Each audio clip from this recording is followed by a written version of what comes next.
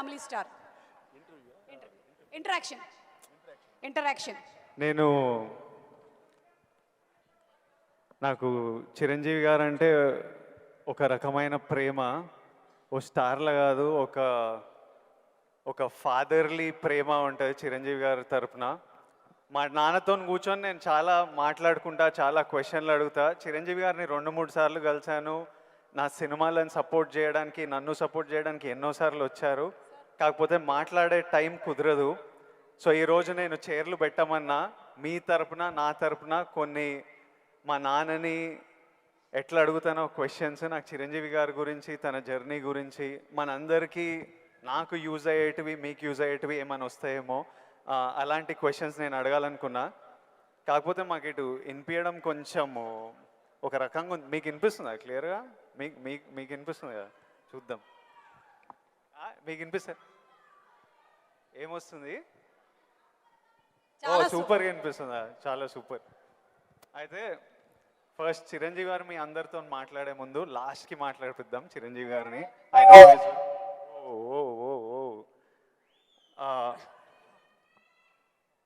First of all Chiranjeevi garu, we all love you. And అరే చిరంజీవి గారికి పద్మవిభూషణ్ వచ్చింది, అందరూ వేసుకోండి. ఫస్ట్ ఆఫ్ ఆల్ మీకు తెలుసా అసలు ఇండిపెండెన్స్ వచ్చినప్పటి నుంచి ఇండియాలో ఒక 300 మందికి వచ్చింది పద్మవిభూషణ్. అంత రేర్ అవార్డ్ అది చిరంజీవి గారికి మన తెలుగు స్టేట్స్ నుంచి వచ్చింది. మనం అందరం చాలా గర్వంగా ఫీల్ అవుతున్నాము. సో చిరంజీవి గారికి చప్పట్లు అందరికి. First of all let's celebrate. Thank you Vijay. ఇప్పుడు చిరంజీవి గారు, నేను క్వశ్చన్లకు వచ్చేస్తా. నాకు చాలా డౌట్లు ఉన్నాయి. ఫస్ట్ ఆఫ్ ఆల్ అంటే నేను మీ ఏవి చూస్తున్నప్పుడు, మా అందరికీ మీ జర్నీ తెలుసు. ఆ జర్నీ చూసినప్పుడల్లా మళ్ళీ లోపల ఎమోషన్ కలుగుతుంటుంది. ఇప్పుడు నేను ఈరోజు ఇక్కడ ఉంటానని నేను ఎప్పుడు అనుకోలేదు. ఫర్ ఎగ్జాంపుల్ మా నాన్న మిమ్మల్ని ఫస్ట్ టైం షేర్ చేసినప్పుడు మా నాన్న కన్నీళ్ళు వచ్చేసినాయి. ఎందుకంటే మిమ్మల్ని స్క్రీన్ మీద చూసి ప్రేమించి అదొక ఎమోషన్.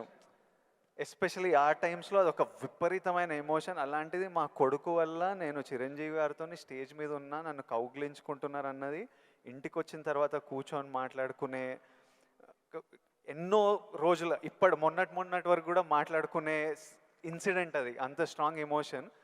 సో నాకు తెలియదు, మా నాన్నకు తెలియదు మేము ఈరోజు ఇక్కడ ఉంటామని. మీరు ఎప్పుడన్నా ఊహించారా ఈరోజు మీరు మెగాస్టార్ చిరంజీవి అవుతారని? మీకు ఈ పద్మభూషణ్, పద్మవిభూషణ్, ఇంత గుర్తింపు, ఇంత ప్రేమ అవుతారని మీరు ఎప్పుడన్నా, మీరు యంగ్ ఉన్నప్పుడు ఎలా ఆలోచించేవారు? ఎప్పుడన్నా ఊహించారా? ఇది నా ఫస్ట్ డౌట్. ఆ ఊహ ఒకే రోజు మొదలవలేదు. నా ఇంట్రెస్ట్ నేను అలా పెంచి పోషించుకుంటూ వెళ్ళే తరుణంలో నాకు కొన్ని విజువల్స్ అనేది నాకు కనపడుతూ ఉండేవి, ఊహించుకుంటుండేవాడిని. దానికి కారణం బహుశా నాకు చిన్నప్పుడు ఏర్పడిన చిన్న తారసపడినటువంటి చిన్న ఇన్సిడెంట్స్. నేను 10th క్లాస్లోను, డిగ్రీల్లోనూ డ్రామాలు వేసినప్పుడు, కాలేజీ బెస్ట్ యాక్టర్ వచ్చినప్పుడు, స్కూల్ బెస్ట్ యాక్టర్ వచ్చినప్పుడు నేను నడుచుకుంటూ వెళ్తుంటే అందరూ ఇతనే ఆ సినిమాలో ఆ కథలు అవి ఆ నాటికలో చేసింది అది అని అందరూ పొగుడుతుంటే మొత్తం చాలా గర్వంగా ఉండేది. అది రుచి మరిగే నేను ఆ రకంగా నా మైండ్ సెట్ లేదా ఒక బీజం లాంటిది నాకు ఆ క్షణానే పడింది అనుకుంటాను నేను నటుడు అవ్వాలని. ఒక నటుడైతే ఇంతమంది అటెన్షన్ ఉంటుందా?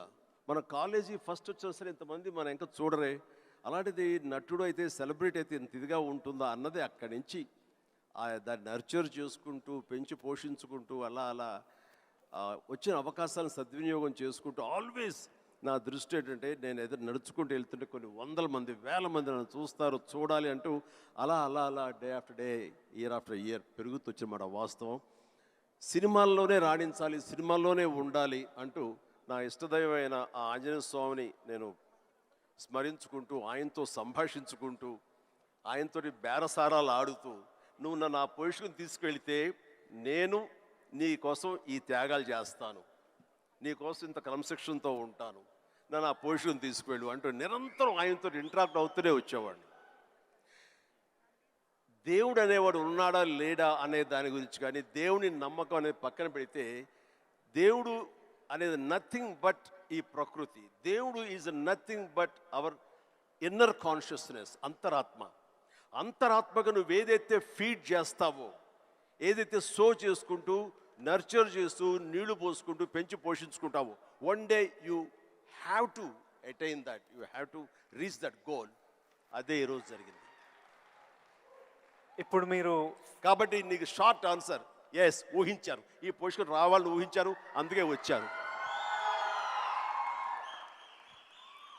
మీరు ఓకే స్కూల్లో నటించారు, ఆ ప్రేమ మీకు నచ్చింది, ఈ పొజిషన్ సినిమా మీకు ప్రేమ, సినిమాలో ఈ పొజిషన్కి రావాలనుకున్నారు, ఊహించారు.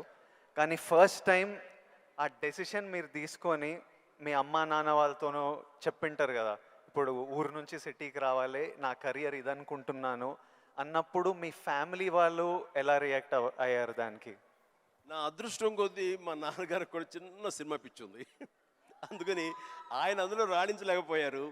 కానీ కొడుకు వెళ్తానంటే ఆయనకి ఇష్టమే, కానీ ఏమో అక్కడ పరిస్థితులు ఎలా ఉంటాయో, ప్రతికూల పరిస్థితులు ఏముంటాయో, తను రాణించగలడా లేదా అన్నది నాకున్నంత నమ్మకం నాన్నగారికి లేక సంశయించారు. లేదు నాన్న, నేను ఖచ్చితంగా వెళ్తాను, అది ఇది నువ్వు జస్ట్ పంపించు అని అంటే, సరే నాన్న అయితే వెళ్ళు, ఇన్స్టిట్యూట్ చేరతానన్నావు కాబట్టి, టెక్నికల్గా నేను నేర్చుకుని వస్తున్నావు అంటున్నావు కాబట్టి I will appreciate and welcome it. But only thing is, ఒకవేళ రాణించలేకపోతే ICAW చేరు, నైట్ కాలేజెస్, అదేనా టైం వేస్ట్ లేకుండా ఉంటుందంటే ఆయన కోసం చేరేది తప్ప నేను అందులో డౌట్ ఉండి అటు కాకపోతే ఇటు అనే డౌట్ నాకు లేదు. అందుకని ఆయన కోసం చేరాను. 6 నెలల్లో ICAW ఆపేసాను, ఇదే కంటిన్యూ చేసి వచ్చాను. ఫిలిం ఇన్స్టిట్యూట్లో ఉండగానే మొదటి సినిమా, ఆ తర్వాత రెండో సినిమా, ఆ సినిమా ఫినిష్ అవ్వకుండా మూడో సినిమా, అట్లా వరుసగా వచ్చినాయి విజయాలు. ప్రౌడ్లీ ఐ కెన్ సే, నాకు భగవంతుడు ఆఫీసులకి ఫోటోలు తీసుకెళ్ళి, సార్ ఇది నా ఫోటో సార్, నేను యాక్ట్ చేస్తాను సార్ అని చెప్పే ఒక పరిస్థితి నాకు కల్పించలేదు. అది చాలా గర్వంగా ఫీల్ అవుతాను. ఆ భగవంతుడు, ఆ ఆల్మైటీ నాకు ఇచ్చేటువంటి ఒక ప్రైడ్గా ఫీల్ అవుతాను. నేను ఎవరికి ఎక్కడికి ఏ ఆఫీస్కి వెళ్ళలేదు. నేను ఆ ఫస్ట్ సినిమా మీకు ఎట్లా వచ్చింది సార్? అది కూడా కాకతాళీయం. అంటే ఇది చాలామంది తెలిసేమో అనుకుంటున్నాను. నేను మళ్ళీ చెప్పరా వద్దా, ఆపేద్దామా? సరే చెప్తాను అయితే. ఓకే, నేను ఇన్స్టిట్యూట్ చేరుతున్నాను 78 మేకి నా ఫిలిం ఇన్స్టిట్యూట్ కోర్స్ అయిపోతుంది. 1978కి 77 ఇనీషియల్గా అంటే జనవరి ఆ ప్రాంతంలో నా స్నేహితుడు సుధాకర్ అని వాడు మంచి అవకాశం వచ్చింది. కానీ పునాది రాళ్ళు అనే సినిమాలో 5గురిలో ఒక వేషం చేయాల్సి వచ్చింది. ఆ వేషం చేస్తే నా సినిమాలో నువ్వు చేయలేవు, వద్దు అని భారతీ రాజా గారు అన్నారు. నాకు వెళ్ళి వాళ్ళ దగ్గర నో చెప్పాలంటే భయంగా ఉంది, నువ్వు కొంచెం వస్తే కనుక నేను నో చెప్తాను, కొంచెం ఉంటుంది అంటే వాడికి భరోసాగా పదరా వెళదాం అని చెప్పి వెళ్ళాను. అండ్ వెళితే చేయంటే అదేట్లాగా సడన్గా మేము ఫిబ్రవరిలో పెట్టుకున్నాం షూటింగ్, రాజమండ్రిలో అన్నీ సెట్ చేస్తున్నాం, రాకపోతే ఎట్లాగా అది దానికి లేదంటే నాకు గొప్ప అవకాశం వచ్చింది. కిழக்கே పోగు రైలు, తూర్పుకు వెళ్ళే రైలు అని ఆ సినిమా తమిళ్లో. అండ్ దానికి సరే ఏమైతే చేయడండి మావాడు, అనవసరం వాడు కెరీర్ పాడు చేయకండి, పదరా అని వచ్చాను. ఆగి ఒక నిమిషం, నువ్వు చేస్తావా అని. నా ఫిల్మ్ ఇన్స్టిట్యూట్ మేక్ అవుతుంది, అప్పుడుగా నేను చేయకూడదు, ఇట్స్ కమిట్మెంట్ అని మ్యాండేట్ అన్నాను. ఆ తర్వాత 2వ రోజు వచ్చి నా ఇంటి ముందు కూర్చున్నారు వాళ్ళు. కాదు ఎవరు లేరు, నువ్వు చూస్తుంటే కొంచెం బాగున్నావా చెయ్యి అని చెప్పేసి. సరే మాకు కాలేజ్ ఇన్స్టిట్యూట్లో మాకు ఈ స్క్రీన్ టెస్ట్ల కోసంగా ఒక రోజు వెచ్చిస్తాం. సో మనం ఇది అవకాశం ఎందుకు తీసుకోకూడదనే ఉద్దేశంతో నేను సరే వస్తాను అన్నాను. అది ఫిబ్రవరి మంత్. ఫస్ట్ టైం రాజమండ్రిలో నా పేరు మార్చుకుని కెమెరా ముందు నిలబడింది ఆ సినిమా 74. ఆ సినిమా పూర్తి అవ్వలేదు, ఆ షూటింగ్ జరుగుతుండగానే అందులో నా యాక్టింగ్ చూసి కానీ నా ఎంతూజాజం చూసి కానీ అందులో ఉండే అసోసియేటు ప్రాణం ఖరీదు అనే సినిమా కూడా అసోసియేట్ అతను చెప్పాడు క్రాంతి కుమార్కి, సార్ ఇట్లా సినిమా చేస్తున్నాము, చూడండి మన క్యారెక్టర్ అంటే. ఆయన నన్ను పిలిచారు, బ్రహ్మాండం ఉంది, ఓకే రఫ్ అండ్ టఫ్గా ఉన్నాడు, మనకు కావాల్సిన క్యారెక్టర్కి పాలేరు క్యారెక్టర్కి బాగానే ఉంటాడు అని చెప్పి ఆ సినిమా షూటింగ్ జరుగుతుండగా బాపు గారు ఈ రాజమండ్రికి స్కౌటింగ్ వచ్చారు మనూరి పాండవుల సినిమాకి. ఆ సినిమా షూటింగ్లో నన్ను చూసి మనం అనుకునే క్యారెక్టర్కి, ఆ రఫ్ క్యారెక్టర్కి ఈ అబ్బాయి బాగుంటాడే అని వాళ్ళు బుక్ చేస్తారు. ఆ సినిమా చూసిన బాలచంద్ర గారు మహానుభావుడు, గొప్ప డైరెక్టర్. ఇట్లాగా సినిమా తర్వాత వచ్చింది. ఇదంతా కూడా దైవ సంకల్పం. I bound to be here with this position. దీన్ని ఎలా నేను నిర్వచించను? ఆల్మైటీ ప్రకృతి అనివ్వండి, భగవంతుడు అనివ్వండి, నా ఆంజనేయ స్వామి అనివ్వండి, ఆ తర్వాత దాన్ని ఆదరించి పెంచి పోషించిన వాళ్ళు మీరంతా. అంటే నేను ఎప్పుడు ఒక 2 విషయాల్లో బ్యాటిల్ జరుగుతుంటుంది చిరు సార్ హెడ్లో. ఒకటి ఏంటంటే డెస్టినీ. కొందరు ఏమంటారంటే రాసి పెట్టింది జరుగుతుంది, నీకు రాసి పెట్టుందిరా అనే ఆలోచన ఒకటి. ఇంకో నాకున్న ఆలోచన ఏంటంటే కంప్లీట్లీ నా డెస్టినీ నా చేతులు ఉంది, నాకు కావాల్సింది నేను గొడ్డు చాకిరి చేసి అది సంపాదించాలి. ఎవ్వరు మనకు చేసేటోళ్ళు లేరు, ఎవ్వరు చూసేటోళ్ళు లేరు. ఎట్లయినా మనం చేసి మనకు కావాల్సింది మనం సంపాదించుకోవాలన్నది. సో ఈ డెస్టినీ అనేది ఉందా, లేకపోతే కంప్లీట్లీ మన ఓన్ శ్రమనా? ఇది నాకు ఇప్పటిదాకా ఫుల్ క్లారిటీ అయితే లేదు. దీని మీద మీ థాట్ ఏంటి? డెస్టినీ అనేది ఎక్కడో ఏవి లేదండి. ఆ డెస్టినీ క్రియేట్ చేసేది కూడా మనమే. మనం క్రియేట్ చేసుకోవాలి. నా పాత్ ఎలా ఉండాలి, దట్ ఈస్ మై డెస్టినేషన్, నా డెస్టినీ ఇది.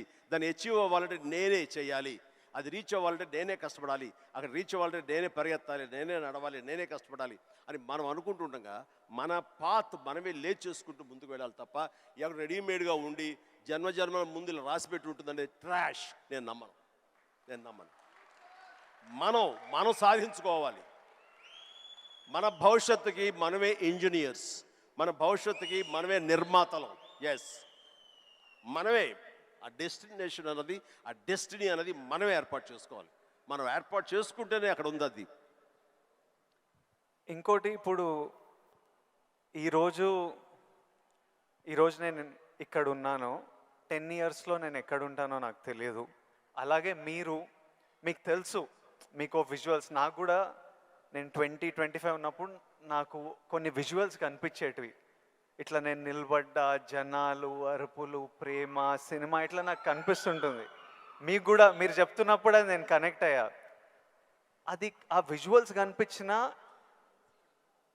ఈరోజు నేను ఇక్కడ ఉంటా అని నాకు తెలియదు. 10 ఇయర్స్ తర్వాత ఎగ్జాక్ట్లీ లైఫ్ ఎలా ఉంటుందో మనకు తెలియదు. మీరు ఇంత జర్నీ చూశారు కాబట్టి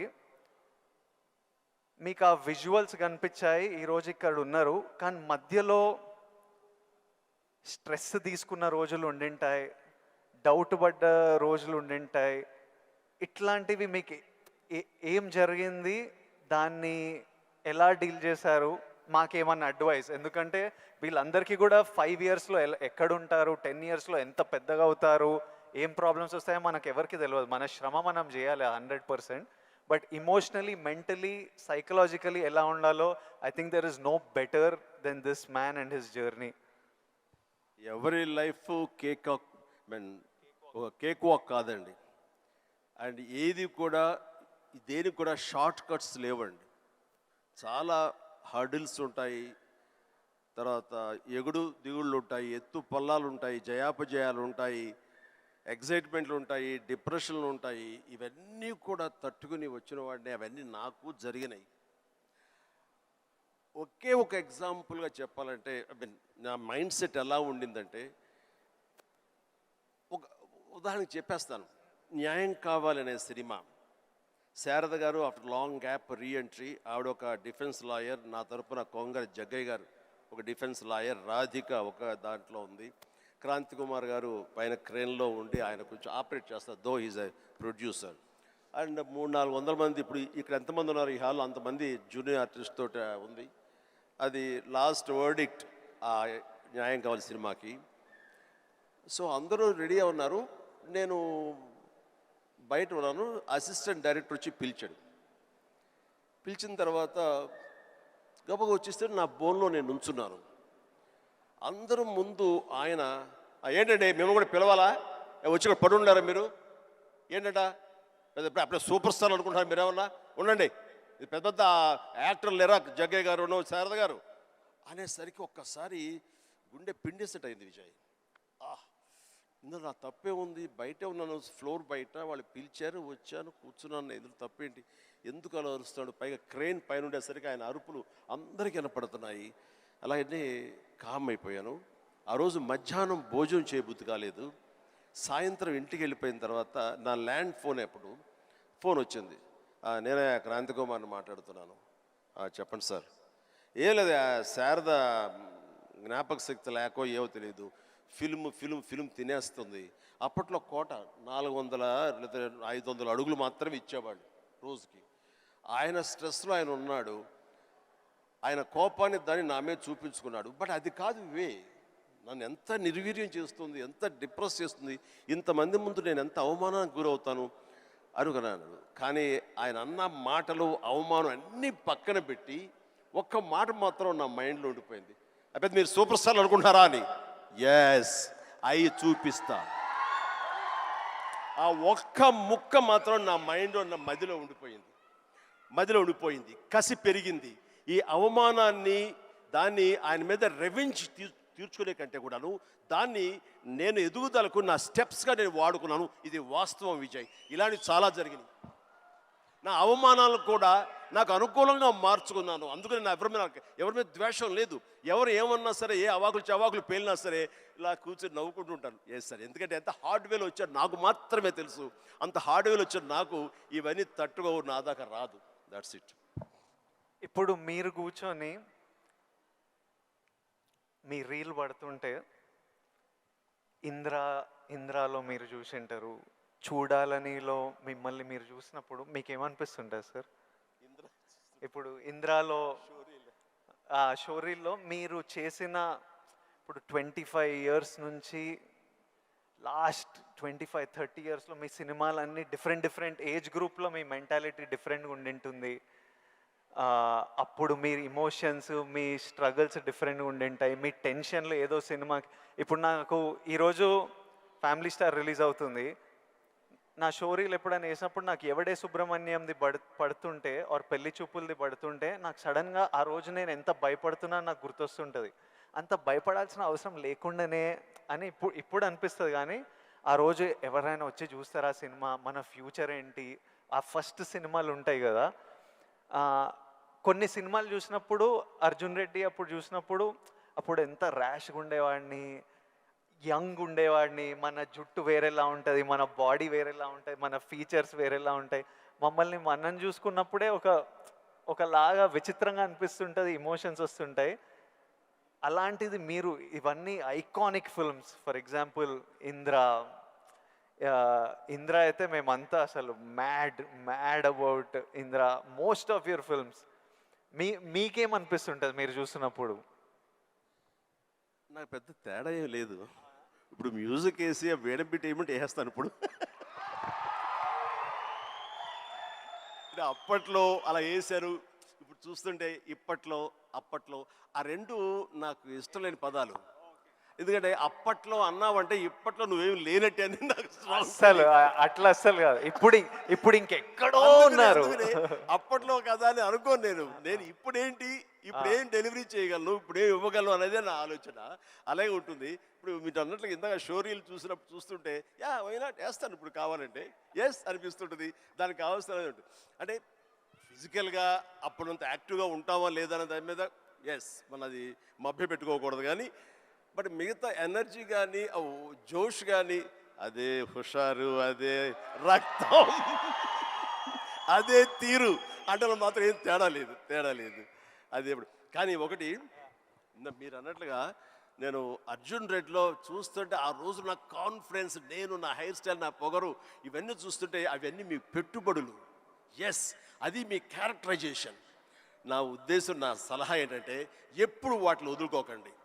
అవన్నీ కూడా మీకు మీ క్యారెక్టర్ నిలబెట్టేటటువంటి మీ చుట్టూ ఉండే కంచు కోటలు అవి.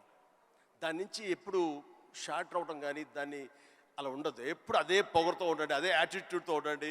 You will be loved by many millions of the people. అది మీ ఎస్సెట్. అది ప్రతి వాళ్ళకి ఒక ఎస్సెట్ ఉంటుంది. నేను తల్లగా అరే ఏమో దొబ్బుతున్నారు ఏంట్రా బాబు అన్నానుకో, ఆ డైలాగ్ నాకు అతకదు, నీకు అతుకుతుంది, నేను లైక్ చేస్తాను అట్లా. అందుకని మన దగ్గర ఏవే ప్లస్ పాయింట్స్ ఉంటాయో వాటిల్లోనే మనం మనం ఓన్ చేసుకోవాలి, వాటితోనే మనం ఇంటరాక్ట్ అవ్వాలి, వాటితోనే మనం అట్రాక్ట్ చేసుకోగలగాలి. అందుకనే ఈ అవి మీ అసెట్స్ ఏమున్నాయో అవి ముందు గుర్తించాలి.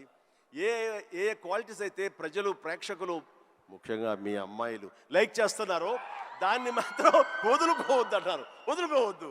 Yeah, please do it. Thank you sir. ఇంకొకటి, మన ఇన్ఫ్లుయెన్సర్స్ తరపున ఇప్పుడు మనం రిలీజ్కి ఎట్లా స్ట్రెస్, మొన్న చాలామందితో మాట్లాడుతుండే, మనం రిలీజ్కి ఎట్లా ఫీల్ అవుతామో, సినిమా మంచిగా ఆడాలి, మంచిగా ఆడకపోతే మనకు ఎనర్జీ పోతుంది కొన్ని రోజులు. వాళ్ళకు మనకి ఇయర్లీ 1-2 ఉంటే వాళ్ళు రోజు ఒక రీల్ పెడుతుంటారు, రోజు ఒక వీడియో పెడుతుంటారు, ఆర్ వీక్లీ పెడుతుంటారు. పెట్టిన ప్రతిసారి వాళ్ళకి ఆ రీల్ ఎంత రీచ్ అయింది, ఎంతమంది చూశారు, ఎన్ని లైక్లు వచ్చాయి, వీటి మీద చాలా స్ట్రెస్ పడుతుంటారు. మళ్ళీ మనకు క్రిటిసిజం వచ్చినట్టు వాళ్ళకి క్రిటిసిజం వస్తుంటుంది. సో నన్ను అడుగుతున్నారు, మీరు ఎలా డీల్ చేస్తారు ఈ క్రిటిసిజంతో? మనకు సినిమా నడవనప్పుడు ఇష్టం వచ్చినట్టు అందరు మాట్లాడుతుంటారు, అది పార్ట్ ఆఫ్ లైఫ్. వాళ్ళకి ఇంకా మీరు వచ్చినప్పుడు, ఇది ఇంకోటి, మీరు వచ్చినప్పుడు ఇట్లా సోషల్ మీడియా ఇలాంటివి లేవు. అప్పుడు ఈరోజు క్రిటిసిజం, ట్రోలింగ్ ఇవన్నీ ఇట్లా అంటుంటాం. ఆ రోజు మీకేముండేవి ఆ టైంలో, అండ్ దాన్ని మీరు ఎలా డీల్ చేసేవారు? విజయ్, దీనికి కూడా నాకు జరిగిన ఒక సంఘటన చెప్తాను. Family star interaction.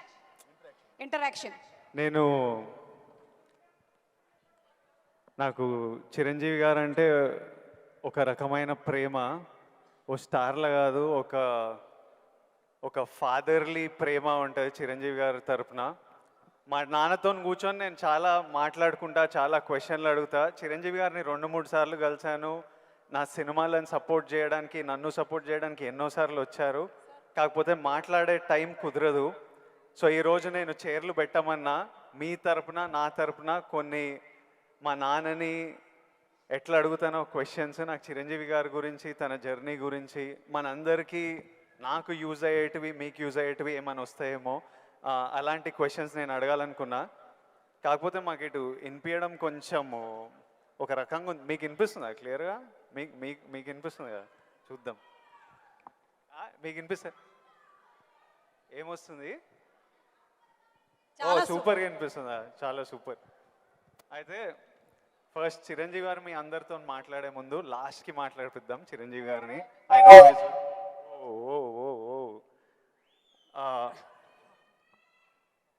First of all, Chiranjeevi garu, we all love you. And అరే, చిరంజీవి గారికి పద్మవిభూషణ్ వచ్చింది, అందరూ వేసుకోండి. ఫస్ట్ ఆఫ్ ఆల్, మీకు తెలుసా అసలు ఇండిపెండెన్స్ వచ్చినప్పటి నుంచి ఇండియాలో ఒక 300 మందికి వచ్చింది పద్మవిభూషణ్. అంత రేర్ అవార్డ్ అది చిరంజీవి గారికి మన తెలుగు స్టేట్స్ నుంచి వచ్చింది. మనం అందరం చాలా గర్వంగా ఫీల్ అవుతున్నాము. సో చిరంజీవి గారికి చప్పట్లు అందరికి. First of all, let's celebrate. Thank you Vijay. ఇప్పుడు చిరంజీవి గారు, నేను క్వశ్చన్లకు వచ్చేస్తా. నాకు చాలా డౌట్లు ఉన్నాయి. ఫస్ట్ ఆఫ్ ఆల్, అంటే నేను మీ ఏవి చూస్తున్నప్పుడు, మా అందరికీ మీ జర్నీ తెలుసు. ఆ జర్నీ చూసినప్పుడల్లా మళ్ళీ లోపల ఎమోషన్ కలుగుతుంటుంది. ఇప్పుడు నేను ఈరోజు ఇక్కడ ఉంటానని నేను ఎప్పుడు అనుకోలేదు. ఫర్ ఎగ్జాంపుల్, మా నాన్న మిమ్మల్ని ఫస్ట్ టైం షేర్ చేసినప్పుడు మా నాన్న కన్నీళ్ళు వచ్చేసినాయి. ఎందుకంటే మిమ్మల్ని స్క్రీన్ మీద చూసి ప్రేమించి అదొక ఎమోషన్. ఎస్పెషలీ ఆ టైమ్స్లో అదొక విపరీతమైన ఎమోషన్. అలాంటిది మా కొడుకు వల్ల నేను చిరంజీవి గారితో స్టేజ్ మీద ఉన్నా, నన్ను కౌగిలించుకుంటున్నారు అన్నది, ఇంటికి వచ్చిన తర్వాత కూర్చొని మాట్లాడుకునే ఎన్నో రోజుల, మొన్నటి వరకు కూడా మాట్లాడుకునే ఇన్సిడెంట్ అది. అంత స్ట్రాంగ్ ఎమోషన్. సో నాకు తెలియదు, మా నాన్నకు తెలియదు మేము ఈరోజు ఇక్కడ ఉంటామని. మీరు ఎప్పుడన్నా ఊహించారా ఈరోజు మీరు మెగాస్టార్ చిరంజీవి అవుతారని? మీకు ఈ పద్మభూషణ్, పద్మవిభూషణ్, ఇంత గుర్తింపు, ఇంత ప్రేమ అవుతారని మీరు ఎప్పుడన్నా, మీరు యంగ్ ఉన్నప్పుడు ఎలా ఆలోచించేవారు? ఎప్పుడన్నా ఊహించారా? ఇది నా ఫస్ట్ డౌట్. ఆ ఊహ ఒకే రోజు మొదలవలేదు. నా ఇంట్రెస్ట్ నేను అలా పెంచి పోషించుకుంటూ వెళ్ళే తరుణంలో నాకు కొన్ని విజువల్స్ అనేది నాకు కనపడుతూ ఉండేవి, ఊహించుకుంటుండేవాడిని. దానికి కారణం బహుశా నాకు చిన్నప్పుడు ఏర్పడిన చిన్న తారసపడినటువంటి చిన్న ఇన్సిడెంట్స్. నేను 10th క్లాస్లోను డిగ్రీల్లోనూ డ్రామాలు వేసినప్పుడు, కాలేజీ బెస్ట్ యాక్టర్ వచ్చినప్పుడు, స్కూల్ బెస్ట్ యాక్టర్ వచ్చినప్పుడు నేను నడుచుకుంటూ వెళ్తుంటే అందరూ ఇతనే ఆ సినిమాలో ఆ కథలు అవి ఆ నాటికలో చేసింది అది అని అందరూ పొగుడుతుంటే మొత్తం చాలా గర్వంగా ఉండేది.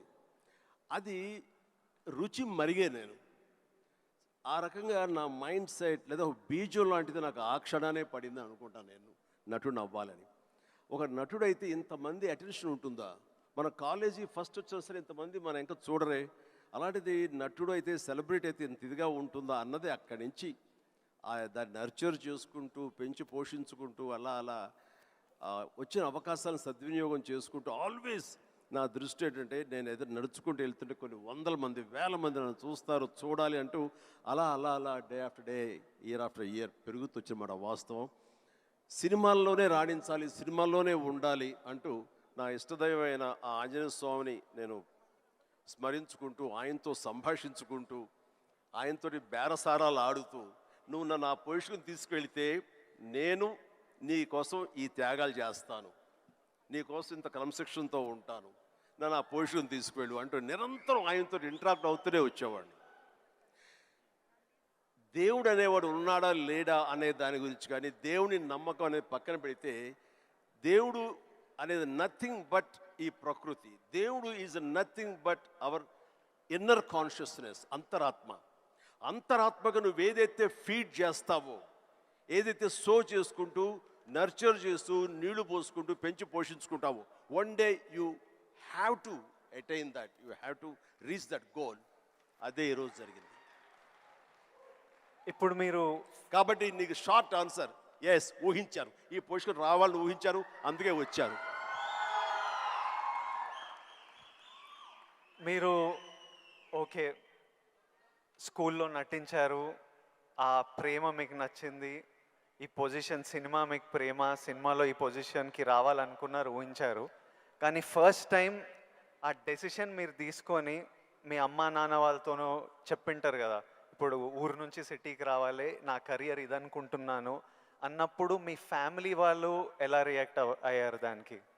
నా అదృష్టం కొద్దీ మా నాన్నగారికి కూడా చిన్న సినిమా పిచ్చి ఉంది, అందుకని ఆయన అందులో రాణించలేకపోయారు.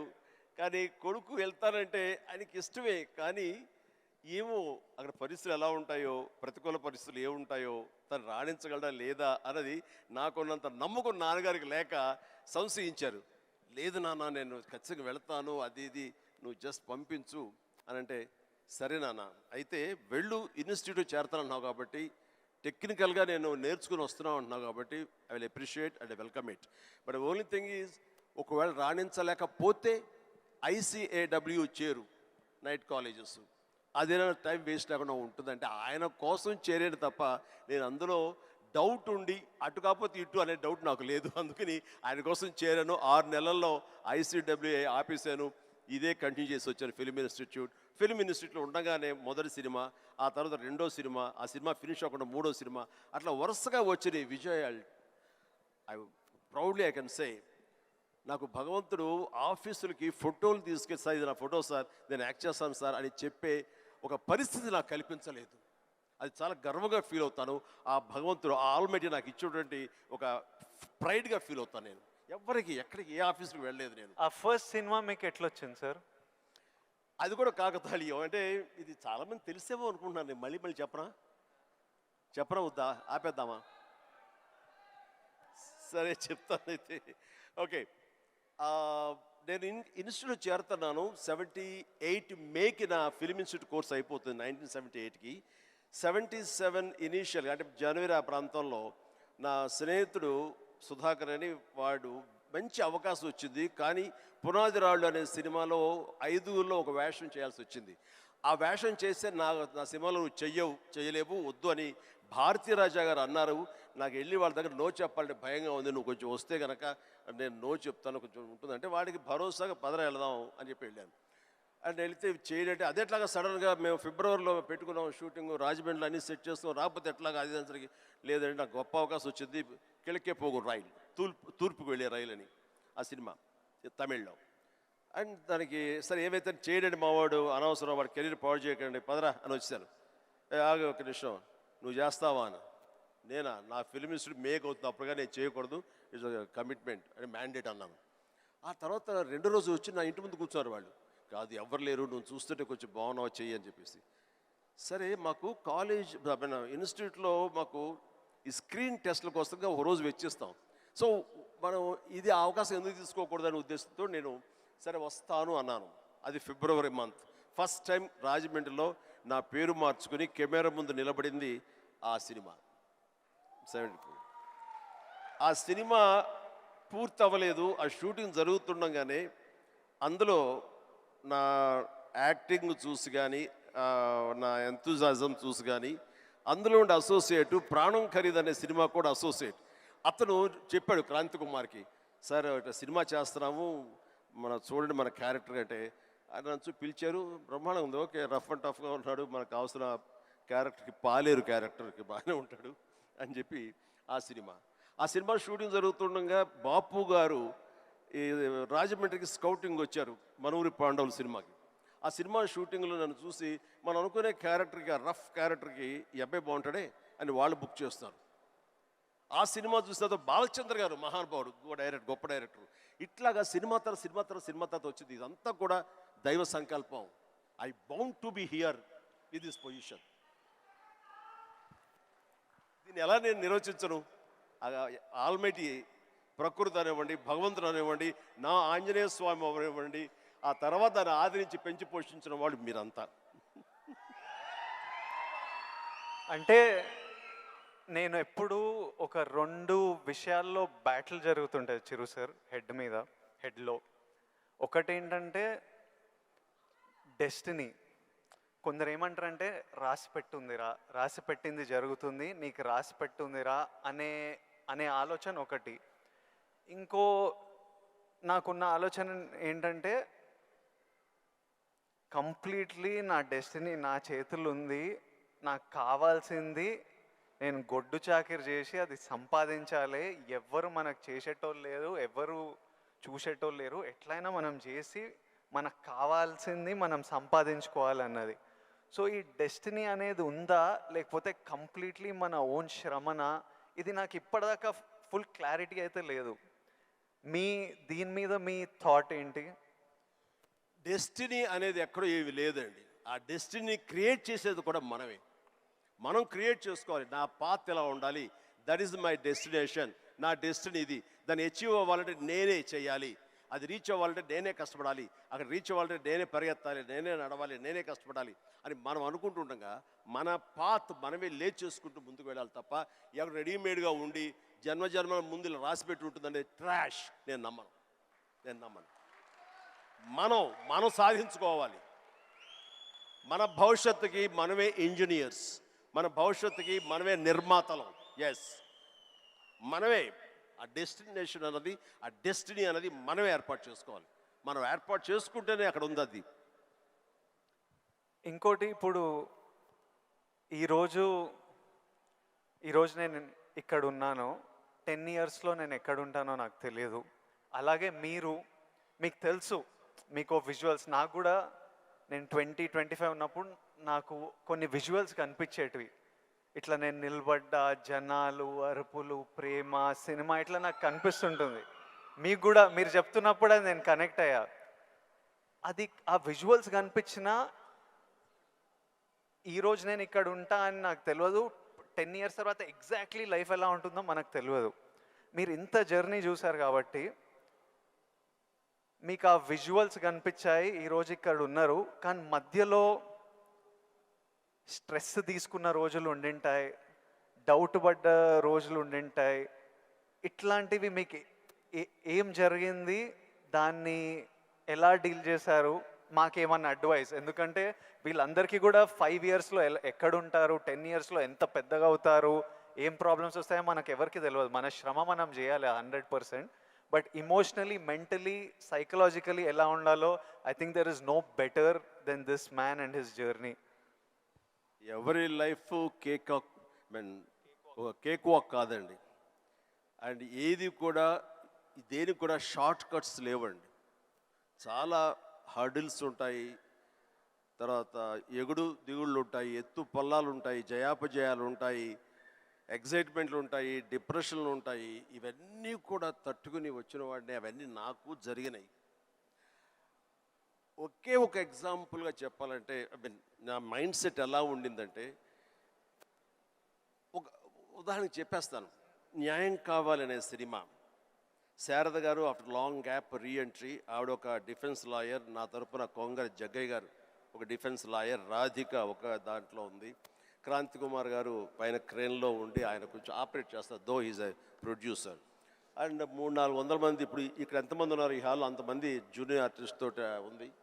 అది లాస్ట్ వర్డిక్ట్ ఆ న్యాయం కావాలి సినిమాకి. సో అందరూ రెడీగా ఉన్నారు, నేను బయట ఉన్నాను. అసిస్టెంట్ డైరెక్టర్ వచ్చి పిలిచాడు. పిలిచిన తర్వాత గబగ వచ్చేస్తే నా బోన్లో నేను నుంచున్నాను.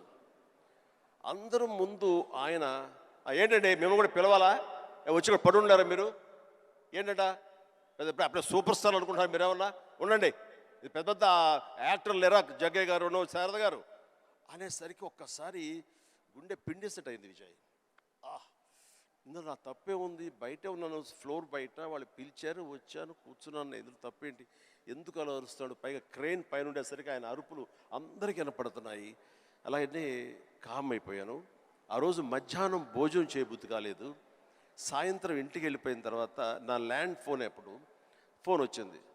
నేనే క్రాంతి కుమార్ని మాట్లాడుతున్నాను. చెప్పండి సార్.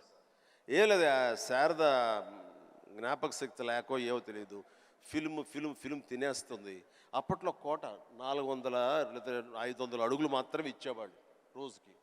ఆయన స్ట్రెస్లో ఆయన ఉన్నాడు, ఆయన కోపాన్ని దాన్ని నా మీద చూపించుకున్నాడు. బట్ అది కాదు నన్ను ఎంత నిర్వీర్యం చేస్తుంది, ఎంత డిప్రెస్ చేస్తుంది, ఇంతమంది ముందు నేను ఎంత అవమానానికి గురవుతాను అనుకున్నాను. కానీ ఆయన అన్న మాటలు, అవమానం అన్నీ పక్కన పెట్టి ఒక్క మాట మాత్రం నా మైండ్లో ఉండిపోయింది. అప్పుడు మీరు సూపర్ స్టార్ అనుకుంటున్నారా అని. ఎస్, అవి చూపిస్తా.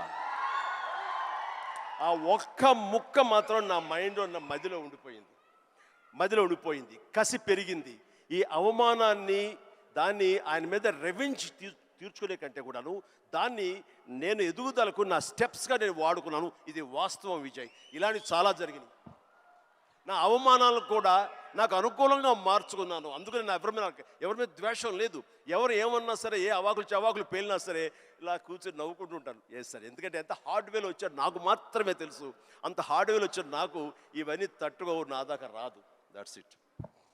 ఇప్పుడు మీరు కూర్చొని మీ రీల్ పడుతుంటే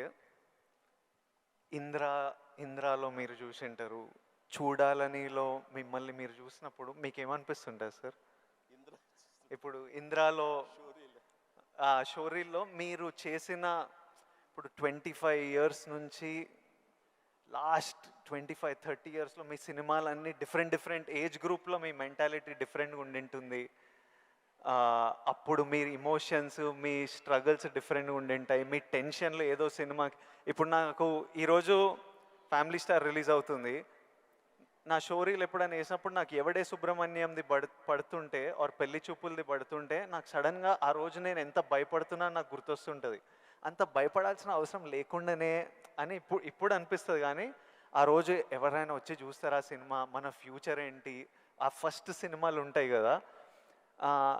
కొన్ని సినిమాలు చూసినప్పుడు అర్జున్ రెడ్డి అప్పుడు చూసినప్పుడు అప్పుడు ఎంత ర్యాష్గా ఉండేవాడిని, యంగ్ ఉండేవాడిని, మన జుట్టు వేరేలా ఉంటుంది, మన బాడీ వేరేలా ఉంటుంది, మన ఫీచర్స్ వేరేలా ఉంటాయి. మమ్మల్ని మనం చూసుకున్నప్పుడే ఒకలాగా విచిత్రంగా అనిపిస్తుంటుంది, ఇమోషన్స్ వస్తుంటాయి. అలాంటిది మీరు ఇవన్నీ iconic films, for example Indra అయితే మేమంతా అసలు mad about Indra. Most of your films మీకేమనిపిస్తుంటుంది మీరు చూస్తున్నప్పుడు? నాకు పెద్ద తేడా ఏం లేదు. ఇప్పుడు మ్యూజిక్ వేసి వేడబిట్ ఏమిటి వేసేస్తాను ఇప్పుడు.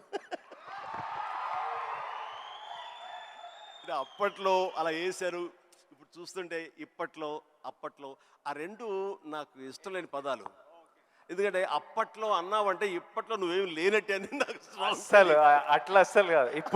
ఇప్పుడు ఇంకెక్కడో ఉన్నారు. అందుకనే అప్పట్లో కదా అని అనుకోను నేను ఇప్పుడేంటి ఇప్పుడేం డెలివరీ చేయగలను ఇప్పుడేం ఇవ్వగలను అనేది నా ఆలోచన అలాగే ఉంటుంది. ఇప్పుడు మీరు అన్నట్లు ఇందాక షోరీలు చూస్తుంటే వైనా వేస్తాను ఇప్పుడు కావాలంటే ఎస్ అనిపిస్తుంటుంది.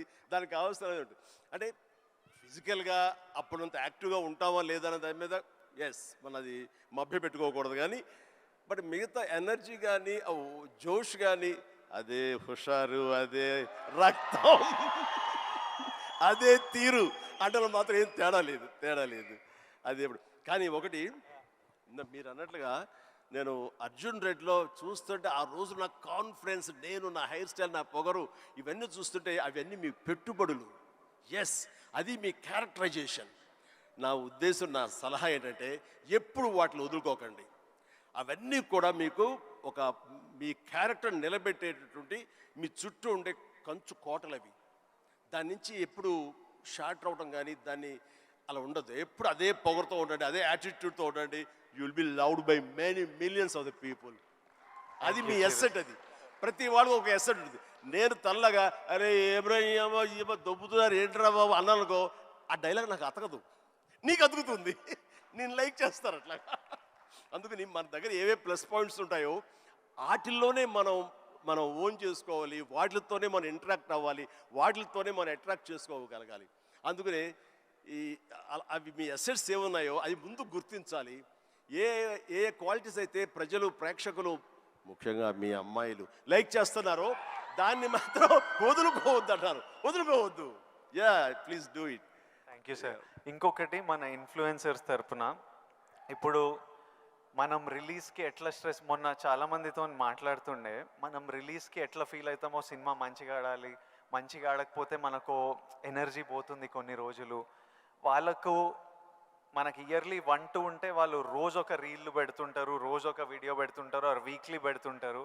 పెట్టిన ప్రతిసారి వాళ్ళకి ఆ రీల్ ఎంత రీచ్ అయింది, ఎంతమంది చూశారు, ఎన్ని లైక్లు వచ్చాయి, వీటి మీద చాలా స్ట్రెస్ పడుతుంటారు. మళ్ళీ మనకు క్రిటిసిజం వచ్చినట్టు వాళ్ళకి క్రిటిసిజం వస్తుంటుంది. సో నన్ను అడుగుతున్నారు మీరు ఎలా డీల్ చేస్తారు ఈ క్రిటిసిజంతో? మనకు సినిమా నడవనప్పుడు ఇష్టం వచ్చినట్టు అందరు మాట్లాడుతుంటారు, అది పార్ట్ ఆఫ్ లైఫ్. వాళ్ళకి ఇంకా మీరు వచ్చినప్పుడు ఇది ఇంకోటి, మీరు వచ్చినప్పుడు ఇట్లా సోషల్ మీడియా ఇలాంటివి లేవు.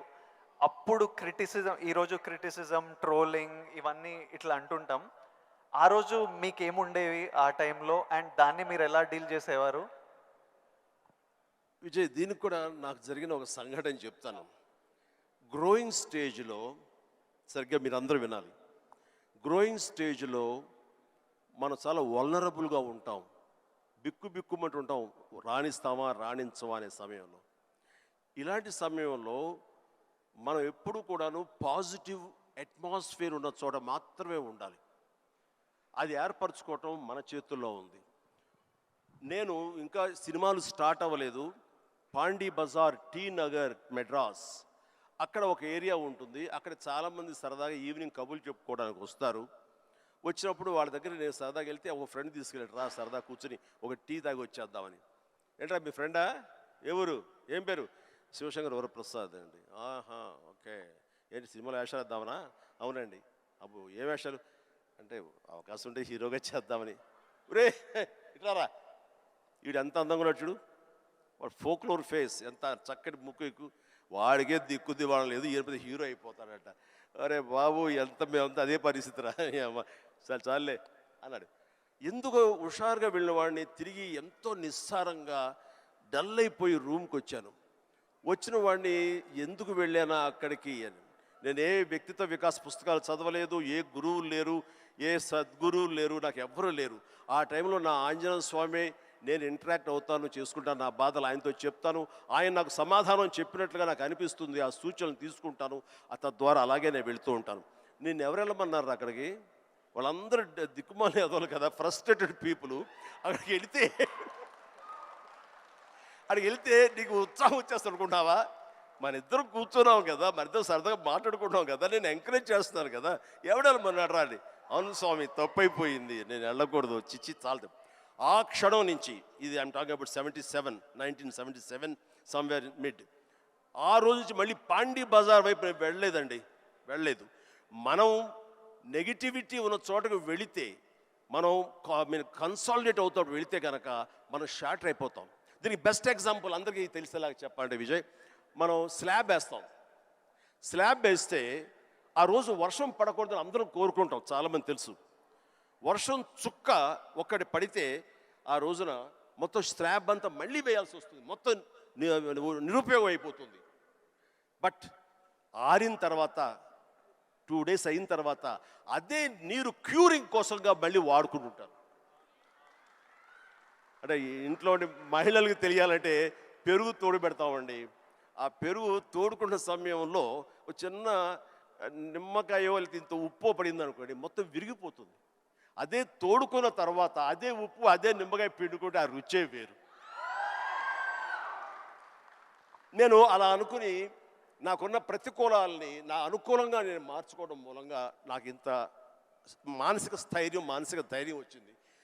నేను ఎప్పుడు అది అట్రిబ్యూట్ టు మై ఐడల్, నా భగవంతుడికి చేస్తుంటాను. ఈరోజు చాలామంది అనొచ్చు, లేకపోతే నేను నమ్ముతాను దాన్ని, దేవుడు అనేవాడు లేడు, దేవుడు అనేవాడు nothing but inner consciousness. But అది చిన్నపిల్లలకి చెప్పకూడదు, చిన్నపిల్లలకి చెప్తే కన్ఫ్యూజ్ అయిపోతారు.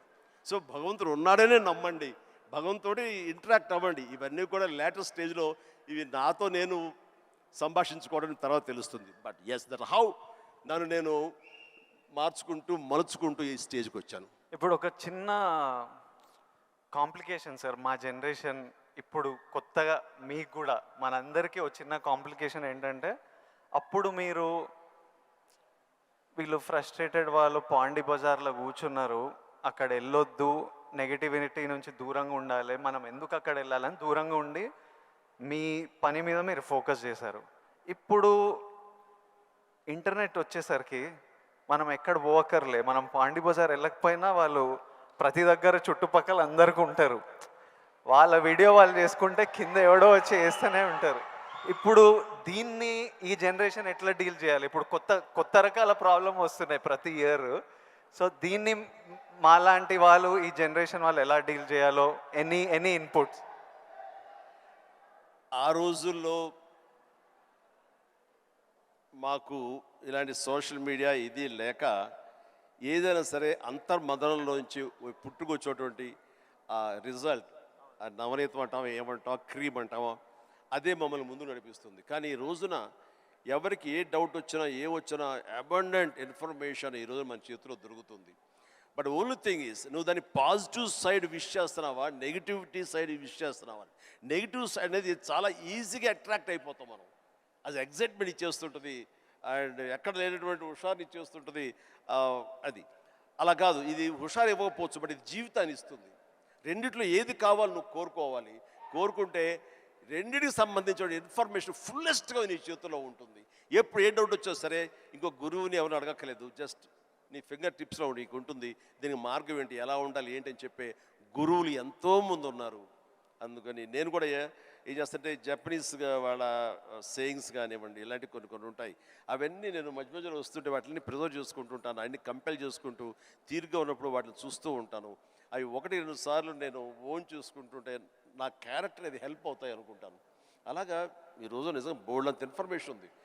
అండ్ సీక్రెట్ అనే ఒక బుక్ నేను ఒక 20 ఏళ్ల క్రితం చదివాను. అది నా ఎంత ఇన్ఫ్లుయెన్స్ చేసింది, ఎంత ఉపయోగపడింది నాకంటే అంత ఇంత కాదు. అట్లాగే డే టు డే లైఫ్లో నేను ఎలా ఉండాలి అంటంలో డోంట్ స్వెట్ స్మాల్ స్టఫ్ అనే ఒక బుక్ ఒకటి ఉంది. నేను పెద్ద రీడర్ ఏం కాను, బట్ ఎవరైనా సజెస్ట్ చేస్తున్నావు అంటే ఈ బుక్ చదువుతుంటే ర్యాండమ్గా పేజీ తీస్తే ఒక ఇన్ఫర్మేషన్ ఉంటుంది, అందులో ఎలా నడుచుకోవాలనే దాని మీద ఉంటుంది. మన పని వాళ్ళ మీద మనకు చాలా కోపం వచ్చేస్తుంది, మన వర్కర్స్ మీద. మరి చెప్తే అర్థం చేసుకోరా ఫూల్ అని వాడు చెబితే వెంటనే అర్థమైతే వాడు మరొక మెగాస్టార్ అవుతాడు. వాడు ఆ పరిస్థితి ఎందుకు ఉంటాడు, తన స్థాయి తన ఐక్యూ అలాగే ఉంటుంది కాబట్టి వాడికి నువ్వు అడ్జస్ట్ అవ్వాలి. So better try to live with the imperfection అన్నాడు. అది నీకు హాయిని చేకూరుస్తుంది. వాడికి ఇంపర్ఫెక్షనే కాబట్టి ఓపిక ఇంకోసారి చెప్పుకో, అర్థమయ్యేలాగా ఇంకోసారి చెప్పుకో. అంతేగాని అది మన మనసులో అనుకున్నామో లేదో, మన నోటు దాటిందో లేదో బ్రహ్మాండంగా అర్థం చేసుకోవడానికి వాడేమి నీ లెవెల్ ఆఫ్ ఐక్యూ కాదు కాబట్టి నీ దగ్గర పనిచేస్తున్నాడు. సో అట్లాగా ప్రతి నా రొటీన్ లైఫ్లో నన్ను నేను చక్కగా నా జీవితం తీర్చిదిద్దుకోవడానికి ఈరోజు మీరన్న ఇన్ఫర్మేషన్ సోషల్ మీడియా నాకు ఉపయోగపడుతుంది. అండ్ మీరు మీరు మెగాస్టార్ అవ్వకముందు మీరు కూడా ఒక మిడిల్ క్లాస్ ఫ్యామిలీ నుంచి వచ్చారు. వీళ్ళంతా మీరు ఈ సక్సెస్ చూసే ముందు all of you have come from struggling families, wanting to change your life, wanting big dreams. We wanted to know, I personally wanted to know, మీకు మీ ఇప్పుడు mega star, mega family, huge family, అందరికీ మీరు guiding light, founder, origins. ఇవన్నీ అవ్వకముందు మీకెవరు ఒక family star? మీ family star ఎవరు? Course మా నాన్నగారే నా ఫ్యామిలీ స్టార్. నాన్నగారు ఎవరికైనా సరే ఆయన ఫ్యామిలీని ఎలా చూసుకుంటారు అనేది నేను ఆయన దగ్గర నుంచి నేర్చుకున్నాను. నాకు మా ఫ్యామిలీ హీరో అయినా, నా ఫ్యామిలీ స్టార్ అయినా మా నాన్నగారే. మా అమ్మకు 5-6 మంది చెల్లెళ్ళు ఉండేవాళ్ళు. మా తాత చనిపోయారు, వీళ్ళ దిక్కులేని వాళ్ళు అయిపోయేవాళ్ళు.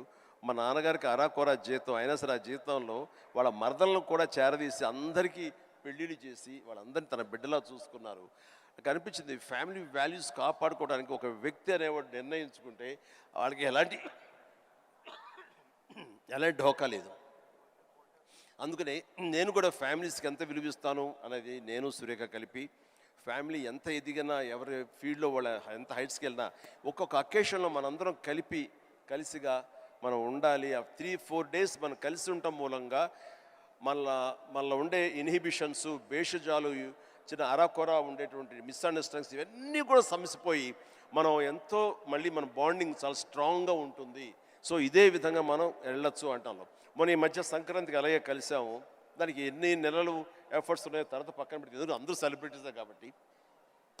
బట్ దాని రిజల్ట్ ఏంటి, అమెరికా మేము వెళ్ళినప్పుడు ఏమంటే ఆ ఫోటో చూస్తుంటే ఇంత బిజీ పీపుల్ ఇలా కలిసి సంక్రాంతి బాగా స్పెండ్ చేస్తున్నారే, మనం ఇలాగే ఉంటాము, మనం కూడా అనుకుని కలవచ్చు కదా, ఎందుకు కలవు అనేది ఆ ఫోటో మాకు ఎంత ఇన్ఫ్లుయెన్స్ చేస్తుంది. ఆ పిక్చరు ఇది మీరు ఎంత గ్రేట్ మెసేజ్ ఇచ్చారు మీరు అనేది అంటుంటే వావ్ థ్యాంక్ యూ అనుకున్నాను. మీరందరూ కలిసి సెలబ్రేట్ చేస్తుంటే మేమంతా చాలా ఎంజాయ్ చేస్తాం. మీరు దోశలు చేస్తుంటారు అందరి కోసం. మీరు ఎలాంటి సినిమాలు చూడడానికి ఇష్టపడతారు Chiru sir? What films do you enjoy watching?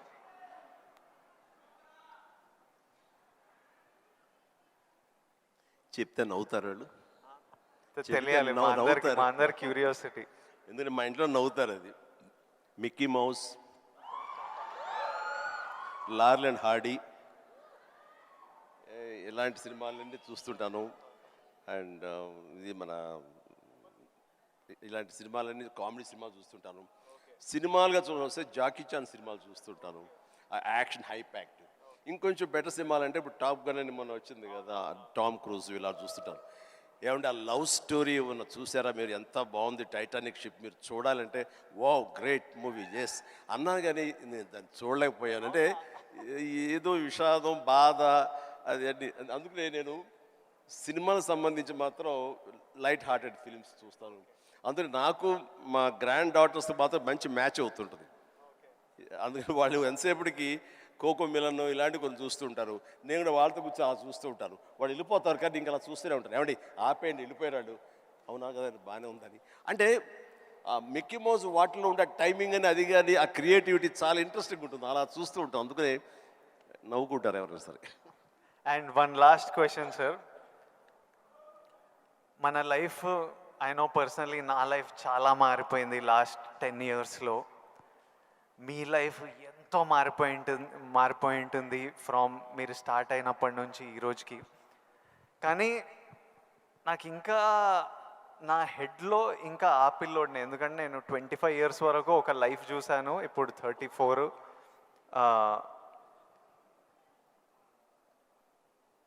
I want to know, ఇంకొన్ని అలవాట్లు అలా ఉండిపోతాయి. ఫర్ ఎగ్జాంపుల్ కొన్ని మిడిల్ క్లాస్ అలవాట్లు, అలానే మీరు ఎంత లగ్జరీ ఎంత డబ్బు చూస్తున్నా కొన్ని హ్యాబిట్స్ అలా ఉండిపోతాయి. ఫర్ ఎగ్జాంపుల్ నేను ఇప్పటిదాకా నా షాంపూ బాటిల్ అయిపోతే ఇంకా దాంట్లో నీళ్లు నింపి ఇట్లా షేక్ చేసి పోసుకొని అప్పుడే బాటిల్ పడేస్తాను, లేకపోతే నా వల్ల కాదు పడేయడం. అట్లాంటిది మీకేం హ్యాబిట్స్ ఉన్నాయి ఈ రోజు వరకు? నా మనసును టచ్ చేసావు. నేను నా గోడు చెప్పుకుంటాను. లైట్లన్నీ ఆన్ చేసి వెళ్ళిపోతానండి. నేను మళ్ళీ వెళ్ళి అన్నీ ఆఫ్ చేసుకుంటూ వెళ్తానండి. టెల్ మీ ఒక 5 చెప్పండి ఇలాంటివి. అలాగా. తర్వాత హీటర్ ఆన్ చేస్తారు, గీజరు. అంత స్నానం అయిపోతే వెళ్ళిపోతారు. నేను ఎత్తుక్కుని గీజరు ఆన్ చేస్తాను. ఇప్పుడు టెన్షన్ ఎక్కువైపోయి ఏం చేస్తారంటే నా మొబైల్లోనే మా ఇంట్లో ఉండే ఆల్ లైట్స్, ఏసీస్ ఇవన్నీ. మీరు నమ్మరు, ఇవాళ చరణ్ ఏదో బ్యాంకాక్ వెళ్ళిపోయాడు. వెళ్ళిన తర్వాత ఆవిడ ఫ్లోరు క్లోజ్ చేశారు. ఏమైనా లైట్లు ఆన్ చేసి వెళ్ళిపోయారు ఏంటో చెప్పేసి మొబైల్ యాప్ ఓపెన్ చేసి, అరే చాలా 5-6 లైట్లు ఆన్ చేస్తున్నాయి, ఎవరి కోసం ఇవి చూసుకోరు వ్యధవాలు అని చెప్పేసి మొత్తం అంతా కలిపి అన్నీ ఆఫ్ చేసుకుని వచ్చాను. దీన్ని మిడిల్ క్లాస్ మెంటాలిటీ అంటారు. ఇది అవసరం. ఈ రోజున వాటర్ కూడా ఎక్కువ. Yes, thank you. ఈ రోజున నువ్వు అంటున్నావు నువ్వు షాంపూ చెప్పావు కదా, నేనేం చేస్తాను చెప్పనా? అయిపోయిన సోపులన్నీ కలిపి గట్టిగా కంప్రెస్ చేసి, ఇది నిజమండి, నమ్మరు ఇది చెబితే. సో ఇలా నీళ్లు పోసుకునే కుదించి ఆఖరిగా షాంపూ అది నేను వాడతాను. అందుకనే ఆయన చెప్పగానే ముందు నాకు చాలా రిలేట్ అయ్యాను నేను. సో సోప్ ముక్కలన్నీ కలిపి కంప్రెస్ చేసి అదో సోప్లాగా వాడి అది వాడతాను. అంటే ఇది మన మెంటాలిటీ అలా ఉంది, అలా చేయాలి. ఈ రోజున అలాగే వాటర్ కూడా నేను చెప్తాను. ఈ వాటర్ క్రైసిస్ రాబోతున్నందుకు ఈ మధ్య మేము బెంగళూరులో హౌస్ కట్టామండి. బెంగళూరులోనే ఎంత నీటి ఎద్దడి ఉందని మీకు అందరికీ తెలుసు. అక్కడ ఇంకుడు గుంటల్లాగా పెట్టి వాటర్ని గ్రౌండ్లో ఆ వాటర్ బెడ్స్ మెయింటైన్ చేయడం కోసం ఎవరు ప్రయత్నాలు చేయలేదు. అలాంటివి చేయాలని చెప్పేసి నేను 1 year బ్యాక్ అన్నీ ఏర్పాటు చేశాను. ఇప్పుడు ఈ మధ్య దాన్ని ట్వీట్ చేశాను. ఇలా చేశాను బెంగళూరులో నా ఇంట్లో. ఇది ప్రతి ఒక్కరు చేసే కనుక ఆ నీటి రిజర్వ్ కన్జర్వేషన్ మనం ప్రొటెక్ట్ చేసుకోవచ్చు అని చెప్పి ఇది చాలా అవసరం అండి. ఇది ఇలాంటివన్నీ కూడా చూసేవాళ్ళకు ఉంటుంది. రేపు పొద్దున మేము సంద కలిపి సోపు ముక్కలని మడతపెట్టి అని రాస్తారు. అది ఎగత్తాళిగా రాస్తారు. మీరు దాని నుంచి నీతిగా రాయండి, 10 మందికి ఉపయోగపడుతుంది. వాటర్ ఇంత జాగ్రత్తగా మన షాంపూలు కానీ విజయ్ దేవరకొండ, చిరంజీవి లాంటి వాళ్ళు ఇలా వాడుతున్నారు. వాళ్ళు సూపర్ స్టార్స్ అయ్యి ఉండొచ్చు, లగ్జరీ లైఫ్ అయితే అయి ఉండొచ్చు. అయిపోగా తీసి పడేరండి. అందులో నీళ్లు పోసుకుంటూ షేక్ చేసుకుంటూ వాడతారు. సోపు ముక్కల్ని 4-5 ముక్కల్ని అతికించుకుని ఒక సోపుగా చేసుకుని మళ్ళీ ఏదో వారం పాటు వాడుకుంటారండి. అండ్ ఒక ట్యాప్ ఓపెన్ చేసి షేవింగ్ చేసుకున్న ఇంకోటి చేసుకున్న ఆ వాటర్ని వేస్ట్ చేయకుండా ప్రొటెక్ట్ చేసుకుంటారండి. లైట్స్ అన్నీ ఆఫ్ చేసుకున్నావా లేదా, గీజర్ అన్నీ ఆఫ్ చేసావా లేదా అని వస్తే చూసుకుంటూనే ఉంటామండి, despite our busy schedules. So సామాన్యులకి ఇంకెంత బాధ్యత ఉంది, చెయ్యాలి. అందుకని ఇవన్నీ కూడా మీరు సరదాగా రాసుకున్నా సరే వీటి వెనకాల ఆంతర్య మాత్రం సీరియస్నెస్ మీ ద్వారా, మీలాంటి ఇన్ఫ్లుయెన్సర్స్ ద్వారా ప్రజానీకానికి వెళ్ళాలి. ప్రతి వాళ్ళు ఉండాలి. అందరూ తల ఒక చేయిస్తేనే, సో ఒక బిందు కలిస్తేనే సింధు అన్నట్లుగా మీరు అందరూ అనుకుంటేనే నీటి ఎద్దడి లేకుండా జరుగుతుంది, ఈ పవర్ కట్ లేకుండా జరుగుతుంది. అందుకని ఆ రకంగా ఇన్ఫ్లుయెన్సర్స్ వీళ్ళందరూ ఉపయోగపడాలి. చాలా మంచి క్వశ్చన్ వేసి టచ్ చేసాం.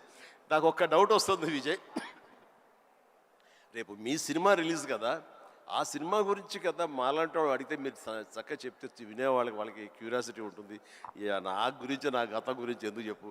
ఇదే ఇంట్రెస్టింగ్ సార్. ఇది మా అందరికీ పనికొచ్చే యూస్ఫుల్. నేను మిమ్మల్ని కలిసినప్పుడల్లా ఈ టాపిక్ మాట్లాడదామని కూర్చుంటా, కానీ మీకు short ready.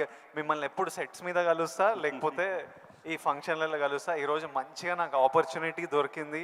And I know నాలాంటి వాళ్ళు ఎంతోమంది ఇది వినడానికి వెయిట్ చేస్తుంటారు. ఎందుకంటే మీ జర్నీ మనకి ఇన్స్పిరేషన్ మన చుట్టుపక్కల నుంచే తీసుకోవాలి.